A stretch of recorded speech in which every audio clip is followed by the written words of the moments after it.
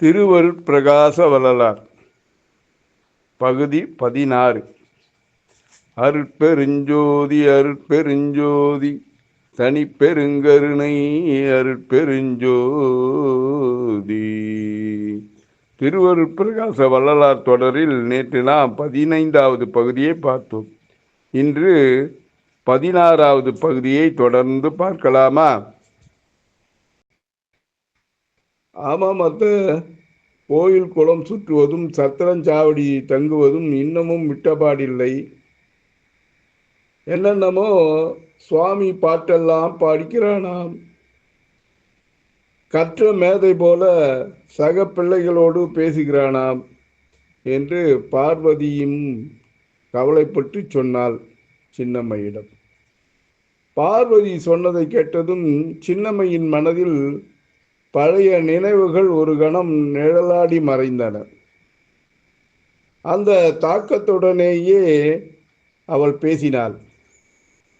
அதை நினைத்துத்தான் எனக்கு அச்சகமாக இருக்கிறது. அதை நினைத்துத்தான் எனக்கு அச்சமாக இருக்கிறது பார்வதி. எங்கே என் பிள்ளை சன்னியாசியாகி போய்விடுவானோ என்ற நடுக்கமாகவும் இருக்கிறது என்றாள் சின்னம்மை. சின்னம்மை இப்படி கூறியதும் பார்வதிக்கு சென்ற மாதத்தில் நடந்த நிகழ்ச்சி ஒன்று நினைவுக்கு வந்தது.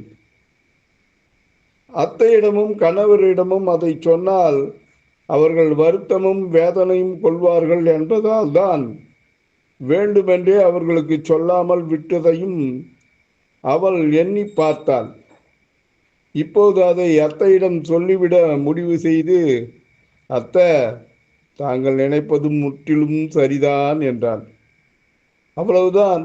உடனே சின்னம்மை பதறிப்போய், என்னம்மா சொல்கிறாய் பார்வதி என்று கேட்டாள்.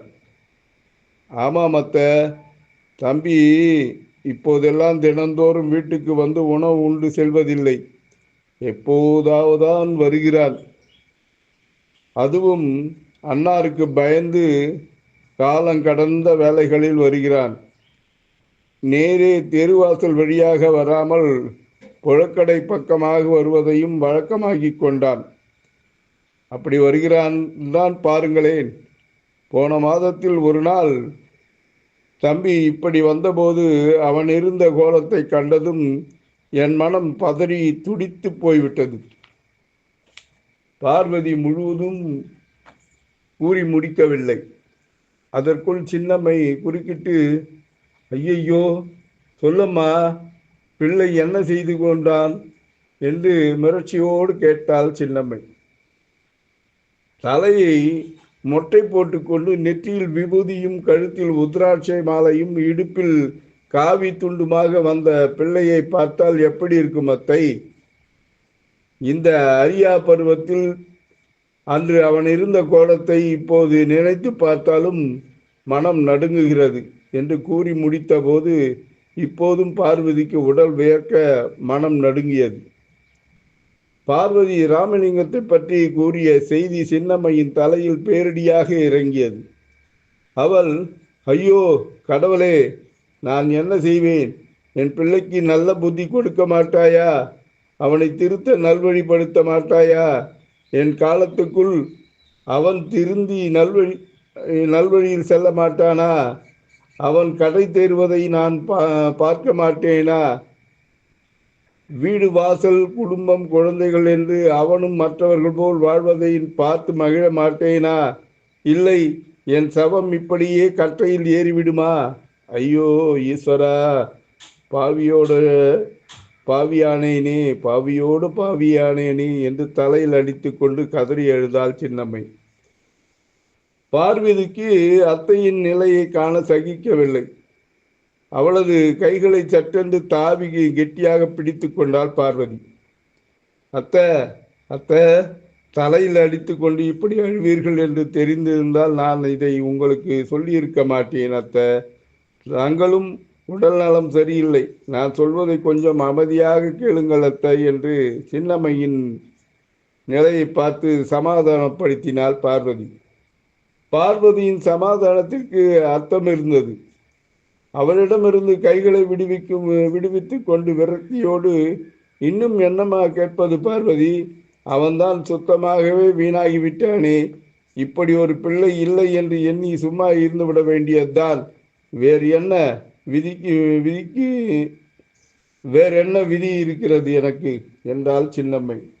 மீண்டும் அத்தைக்கு பார்வதி ஆறுதல் சொல்லத் தொடங்கினாள். அத்தை, அந்த அளவுக்கு தம்பி ராமலிங்கத்தின் நிலைமை இன்னும் மோசமாகிவிடவில்லை. அன்றைக்கு அவனை அப்படி பார்த்தபோது நான் பயந்து போனேன். பசியோடு வந்த பிள்ளை, அதனால் கோபிக்கவில்லை. உணவிட்டு அறிவுரை சொல்லி அன்றைக்கு அனுப்பி வைத்தேன் என்று பதில் சொன்னாள் பார்வதி. அதன் பிறகு பிள்ளை வந்தானா பார்வதி? அதன் பிறகு பிள்ளை வந்தானா? ஆதங்கத்தோடு கேட்டாள் சின்னம்மை. நேற்று காவியை துறந்து பழைய கோலத்தோடு வந்தான் அத்தை. இதை கேட்டதும் சின்னம்மையின் மனதில் மெல்ல மகிழ்ச்சி துளிர்ந்தது. அவள் இப்போதுதான் மனதுக்கு நிம்மதியாயிற்று. உன் அறிவுரையையும் சற்று கேட்க தொடங்கி இருக்கிறான் என்றாள் சின்னம்மை. அந்த மட்டில் எனக்கும் மகிழ்ச்சிதான் அத்தை என்று சந்தோஷத்தோடு கூறினாள் பார்வதி. சின்னம்மைக்கு ராமலிங்கத்தை பற்றி சிறிது நம்பிக்கை ஏற்படலாயிற்று.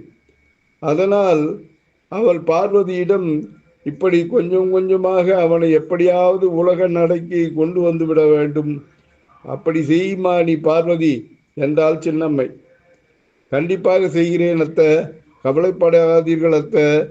தங்கள் நன்றாக இருந்தால் எங்களுக்கும் தெம்பாக இருக்கும் என்று பார்வதி சின்னம்மைக்கு தெம்பூட்டினாள். இதனாலெல்லாம் இப்பொழுது சராசரி மனநிலைக்கு வந்துவிட்ட சின்னம்மை, உனது மாமனார் திதி அடுத்த வாரம் வருகிறது, உனக்கு தெரியும் இல்லையா என்று கேட்டாள். தெரியும் அத்தை. அன்றைக்கு சபாபதி உறவினர்களுக்கும் நண்பர்களுக்கும் தெரிவித்து மிக சிறப்பாக பிராமண சந்தர்ப்பணை, அன்னதானம் முதலானவை செய்து வைப்பார். இப்படி தகப்பனாரின் சிரார்த்தத்தை சாஸ்திர சம்பிரதாயமாக மிகவும் சிரத்தையுடன் செய்வார். அன்றைக்கு எல்லோரும் ஒன்றாக உட்கார்ந்து சாப்பிடுவார்கள். ஆமாம் அத்தை, அதற்கென்ன இப்பொழுது? அது நம் வீட்டில் நடக்கும் பெரிய விசேஷம் இல்லையா என்றாள் பார்வதி. தட்டென்று சின்னம்மையின் மனதில் ஏக்கம் குடிபுகுந்தது. போன வருஷம் நடந்த இந்த முக்கியமான விசேஷத்தில் கூட ராமலிங்கம் கலந்து கொண்டு உண்ணவில்லையே பார்வதி என்று சொன்னாள் சின்னம்மை.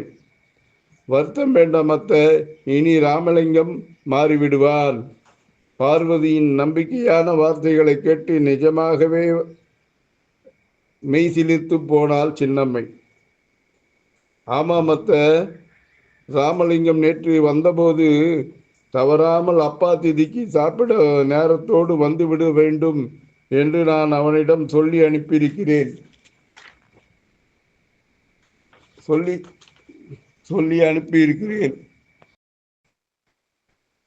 அதை கேட்டு நிம்மதியான சின்னம்மை, மறக்காமல் நல்ல காரியம் செய்தாய் அம்மா. ஏதோ இந்த வருஷமாவது ராமலிங்கம் புத்தியோடு வந்து தகப்பனார் சிராத்தத்திற்கு வந்து சாப்பாட்டை சாப்பிட வேண்டும். அந்த மட்டிலாவது நமக்கு புண்ணியம் கிடைக்கிறதா என்று பார்ப்போம் என்றாள் சின்னம்மை. ஐயம் வேண்டாம் அத்தை, நிச்சயம் திதி என்று ராமலிங்கம் சாப்பிட வருவான் அத்தை, உறுதியாக சொன்னாள் பார்வதி. சரிம்மா என்ற சின்னம்மை, பிறக்கும் முன்பு சிவயோகியார் சொன்னது போல ராமலிங்கம் ஒரு ஞான பிள்ளையோ, அதனால்தான் இப்படியெல்லாம் நடந்து கொள்கிறானோ என்று தனக்குள் எண்ணிக்கொண்டாள் சின்னம்மை. திடீரென்று அத்தை ஏதோ சிந்தனையில் ஆழ்ந்து விட்டது போல தோன்றவே பார்வதி அவளிடம், என்ன அத்தை என்று கேட்டாள். ஒன்றுமில்லை அம்மா, ஏதோ பழைய நினைவு. சபாபதி சாப்பாட்டுக்கு வரும் நேரமாகிவிட்டது, நீ போய் ஆக வேண்டியதை பாரம்மா என்றாள் சின்னம்மை. பார்வதிக்கு அதற்கு மேல் ஒன்றும் சொல்ல தோன்றவில்லை. சரி அத்தை என்று சொல்லிவிட்டு அவள் எழுந்து அங்கிருந்து போனாள். அதுவரை கால்களை மடக்கி போட்டு உட்கார்ந்திருந்த சின்னம்மை தன்னை அசுவாசிப்படுத்தி கொள்ள அவைகளை நீட்டி போட்டு முதுகை தூணிலே சாய்த்து கொண்டாள். அவளது உடம்பு அசுவாசம் கொண்டாலும் உள்ளம் என்னவோ அசுவாசம் கொள்ள மறுத்து மூக்கணாங்கயிறு இல்லாத காளையாக மீண்டும் திமிரத் தொடங்கியது. அதனால் எழுந்த பெருமூச்சு அவள் நாசியில் இருந்து வெளிப்பட்டது. திருவருட் பிரகாச வள்ளலார் தொடரில் நாளை 16வது பகுதியில் சந்திப்போமா? வள்ளலார் திருவடிகளே சரணம். அன்பர் எம் தணிகானந்தம், சேந்தமங்கலம். வணக்கம்.